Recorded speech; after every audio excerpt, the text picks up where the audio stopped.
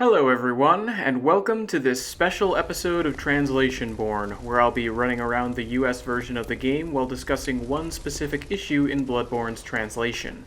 If you've been following the main series, you'll know that we found a number of items with sections of English text not based on the Japanese, and the best explanation I've been able to come up with has been to speculate that the Japanese text was updated after the existing English translation was finalized. Fortunately, thanks to some new resources becoming available, it's now possible to examine this issue in more detail. Late last year, the Bloodborne Lore Translation Guide that I've been using as a resource received a huge update, including information pulled not only from the latest version of the game, 1.09, but also the retail version, an alpha build of the game, and still another existing pre-release version. This means that we can now track, to some extent, changes in the English and Japanese text over time, which is what this video is all about. We're going to look back at some of the puzzling item descriptions we've encountered in the main series in light of this new information and see what we can learn.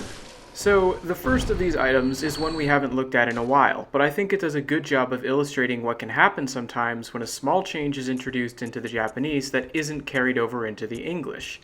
I'm talking about the Beast rune, and specifically a line I found myself puzzled by back in episode 20 of Translationborne, where my literal translation was, "Beast was the first Caryll letter, and also the first forbidden letter." You can see the discrepancy there, but it's one that apparently only exists in the latest version of the game. Going back to the Japanese text from the retail version gives us a slightly different picture of things. Here, a more literal translation might be, Beast was one of the first Caryll letters and also the first forbidden letter. This is decidedly closer to the official English translation, which remains unchanged in both cases. Now, to be fair, even this version of the Japanese doesn't completely line up with the official English, and despite all the information in the rest of the guide, that's not fully explained. Perhaps there's an even earlier version of the line that was even closer, or perhaps this is the result of the translation team deciding that since an equivalence was being established, saying this rune was one of the first to be found and one of the first to be forbidden made sense. But what I want to emphasize here is that we have what seems like a clear case where the Japanese text was updated while the official English was not, resulting in a discrepancy. However, the overall situation actually appears to be more complicated than that. To see this, we need to turn to our next item, the gold pendant.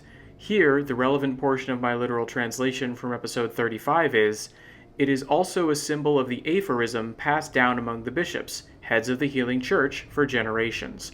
Should you desire to learn of it, you should touch the skull upon the altar." Once again, we have a clear discrepancy here, but this time, apparently included in the retail build of the game, there's an existing translation that better fits the Japanese lines, ending, "To reveal the adage, touch the altar skull." So apparently this is a situation where the Japanese text had presumably said one thing, this phrasing was given an official translation, then the Japanese was updated.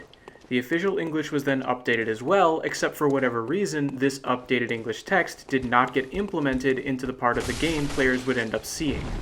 This issue is not exclusive to the gold pendant either. As viewers of Translationborne episode 9 may recall, the first time I ran across this sort of discrepancy was in the final set of lines for the Kirkhammer. Well, wouldn't you know it, there's an alternate set of English lines in the game's files that better fits the Japanese text as it appears in the latest version of the game.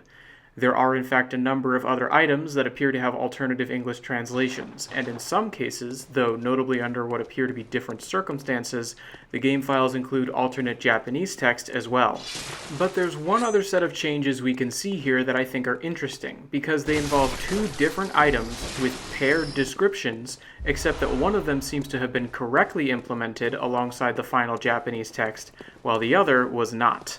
I'm talking about Ludwig's weapons, the rifle and the holy blade, which you may recall from Translationborne episodes 34 and 36, respectively. In episode 36, I talked about how in Japanese, the final set of lines for these two weapons are identical. In fact, apart from one word in the first line and the entire third line of text, these descriptions are completely identical in Japanese. As presented to the player in the current version of the game, however, this is not the case in English. The official English text for Ludwig's Holy Blade fits the corresponding Japanese text, while the translation of Ludwig's rifle not only is different from the English version of the Holy Blade, it's also another case of one of those discrepancies between the official English text and the Japanese. Looking into the game's files, however, it seems that both of these items have alternate English translations.